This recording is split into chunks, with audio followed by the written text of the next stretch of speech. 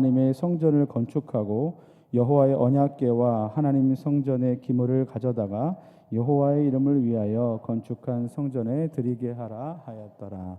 아멘. 할렐루야. 오늘도 새벽에 오신 여러분들을 환영하고 축복합니다.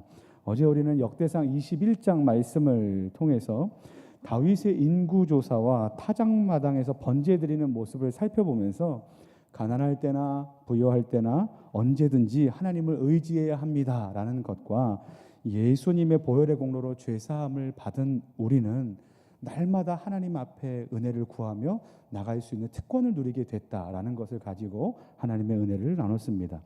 오늘 살펴볼 말씀은 이제 역대상 22장 말씀입니다. 역대상 22장 말씀은 이제 다윗이 성전 건축에 대한 비전을 가졌던 역대상 17장 말씀과 그리고 타작마당에서 번제를 드렸던 이제 어제 봤던 역대상 21장의 내용을 함께 참고해서 읽으면 도움이 될 것입니다. 혹시 어제 이제 여러분들 들으셨던 오른 안의 타작마당에 대해서 기억하십니까? 하나님을 의지하지 않는 마음으로 행하였던 인구 조사 때문에 하나님께서는 이스라엘의 공의의 심판 전염병을 내리셨습니다. 하지만 다시 회복되는 길을 여셨는데 바로 그것이 무엇인가 하면 오른 안의 타작마당에서 번제를 드리는 것입니다. 이후에 다윗은 성령의 감동으로 인하여 그때 번제를 드렸던 오른 안의 타작마당이라는 그곳에 하나님의 성전이 세워질 것에 대해서 말하였습니다. 그것이 이제 오늘 1절 말씀입니다. 1절 말씀에 보면 다윗이 이르되 이는 여호와의 성전이요 이는 이스라엘의 번제단이라 하였더라. 이와 같이 말하고 있습니다. 이 타작마당은 어제 말씀드렸던 것처럼 예전에는 그 이전 과거에는 아브라함의 아들 이삭을 제물로 바치려고 했던 모리아산이었습니다. 그리고 지금은 다윗이 하나님께 번제를 드리는 오른 안의 타작마당입니다. 그리고 이후에 여기 이제 어떤 일이 벌어지게 될 것이냐면 이 장소에 솔로몬을 통하여 하나님의 성전이 서게 될 것이다라는 것이 성경에서 말씀하고 있는 겁니다. 하나님께 드리는 이제 피 흘림의 제사가 모리아산에서 오른 안의 타작마당으로 그리고 오른 안의 타작마당에서 하나님의 성전으로 그리고 신약 시대에 예수님까지 쭉 이렇게 이어지는 것을 우리는 말씀을 통해서 볼 수 있습니다. 여기서 우리가 중요하게 기억해야 될 말씀이 있는데 어느 말씀이냐면 역대상 17장에 나왔던 말씀입니다. 하나님께서는 다윗에게 어떻게 말씀하셨느냐면 너는 성전을 건축할 수 없다라고 말씀하셨어요. 이게 이제 다윗은 비전을 갖고 있었지만 선지자도 그것을 동의했지만 하나님께서 하신 말씀은 너는 성전을 건축하지 못하게 될 것이다. 하지 말아라. 이제 이와 같은 말씀하셨다는 겁니다. 그래서 저는 이제 그때 다윗의 심정이 어땠을까라는 생각을 좀 해봤습니다. 한번 상상해 보시면 좋겠습니다. 만약에 여러분들께서 심장이 마구 뛰는 어떤 아주 이렇게 역동적으로 뭔가 나를 만들 수 있는 비전을 발견했는데 그때 하나님께서 여러분에게 말씀하시기를 그 일을 하지 말라라고 말씀하시고 여러분들이 그 일의 주인공이 아니다라고 말씀하시고 그건 다른 사람의 몫이다라고 말씀하시는 음성을 들었다면 과연 여러분들의 심정은 어떠하시겠습니까? 우리는 이와 같은 때에 다윗이 어떻게 반응했는지를 좀 살펴봐야만 합니다. 우리 2절부터 5절까지 말씀인데요. 그중에 시간 관계상 우리 5절 말씀만 좀 함께 읽어보도록 하겠습니다. 5절 말씀입니다. 같이 읽겠습니다. 시작. 다윗이 이르되 내 아들 솔로몬은 어리고 미숙하고 여호와를 위하여 건축할 성전은 극히 웅장하여 만국의 명성과 영광이 있게 하여야 할지라. 그러므로 이제 그것을 위하여 준비하리라 하고 다윗이 죽기 전에 많이 준비하였더라. 아멘. 이와 같이 고백하고 있는 겁니다.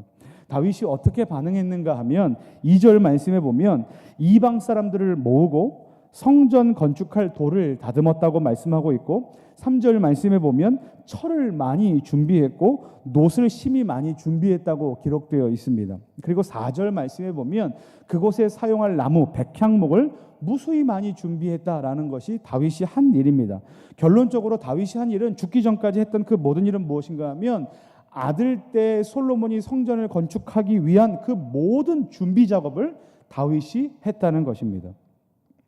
다윗은 성전 건축에 대한 비전으로 심장이 마구 뛰던 사람입니다. 이것이 분명합니다.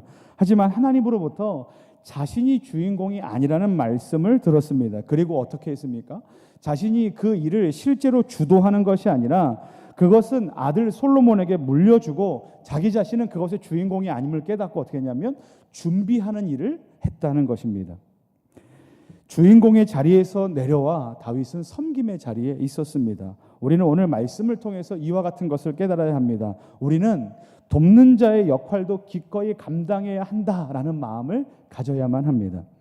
일반적으로 우리는 어떤 비전에 대해서 꿈꾸고 생각할 때 그 중심의 자리에 나 자신이 없는 것을 생각해 본 적이 없습니다. 무엇인가를 해야 된다, 이렇게 그림이 그려진다 그러면 그 중심에 누가 있습니까? 내가 있습니다. 내가 그것을 하고 내가 그것을 주도하고 내가 이렇게 해야 되겠다라고 생각을 합니다. 근데 오늘 말씀은 그곳이 나의 자리가 아닐 때도 있다는 것에 대해서 알려주고 있는 겁니다. 그때 우리는 어떤 마음을 갖게 되냐면 실망하는 마음을 갖게 됩니다. 여러 가지 실망하는 이유가 있겠지만 그중에 크게 두 가지 이유는 무엇인가 하면 첫 번째, 그 일을 나 자신이 내가 생각한 대로 주도하지 못하기 때문에 그렇습니다. 또 두 번째 이유는 나 자신이 그 일을 하여서 누군가에게 주목받지 못할 수도 있기 때문에 그렇습니다. 그래서 내가 그 중심의 자리에 있어야 하는데 이와 같은 이유 때문에 그것을 내려놓는 것이 쉽지 않은 거죠. 근데 여러분 그 일의 결국에 대해서 한번 생각해 보시기 바랍니다. 우리가 비전이라고 생각하는 것, 우리가 사역이라고 생각하는 그것을 할 때 결국 누구를 위한 일입니까? 라는 질문을 갖게 되면 그 정답은 무엇인가 하면 모두 다 하나님을 위한 것이고 그 모든 일의 결과는 하나님의 영광을 위한 일입니다 라고 대답하게 됩니다. 그것도 우리가 이제 하는 일의 그 어떠한 모양에도 불구하고 맨 마지막에 궁극적인 목적이 우리는 하나님의 영광이다라고 말을 하는데 이와 같은 의미는 우리에게 어떤 것을 시사해 주는가 하면 그러므로 어떤 일들 안에서 나 자신이 주도하지 못하고 때로는 주목받지 못하는 일이 있더라도 결코 그것이 우리 자신에게 문제가 되지 않는다라는 사실입니다. 왜냐하면 하나님께 영광 올려드리는 일이기 때문에 그렇죠. 만일 모든 사람이 다 주도하고 모든 사람이 주목받기를 원하는 자리에 있다면 그 공동체는 과연 어지러워질 것입니다. 그 공동체는 지체로서의 역할을 온전히 감당하지 못할 겁니다. 예를 들어서 만일 아주 유명한 연예인과 이제 만나는 자리가 있는데 몸의 모든 지체가 기대하고 있습니다. 근데 특별히 손이라는 이 지체가 기대하고 있는 겁니다. 내가 이 연예인을 만나기 위해서, 이 아주 유명한 사람을 만나기 위해서 악수 한번 하기 위해서 이렇게 막 너무나 이렇게 기뻐하고 기다리고 있는데 모두 다 손이 되기를 원하는 겁니다. 그 어느 누구도 발이 되기를 원하지는 않고 그 연예인, 아주 중요한 사람에게 가는 역할들을 하는 것을 원하지는 않고 다 손이 되어 중요한 사람과 만나고 만지는 일을 하고 싶어 한다면 과연 그것은 온전한 지체라고 할 수 없을 것입니다. 다윗은 비록 자신이 주도적으로 성전을 건축하지 못했습니다. 하지만 그는 거기에 마음을 뺏기지 않았습니다. 오히려 어떤 삶을 살았는가? 준비하는 자로서의 삶을 충실히, 그리고 성경에 보면 힘에 넘치도록 감당하며 살았다라는 것이 오늘 성경 말씀의 결론입니다.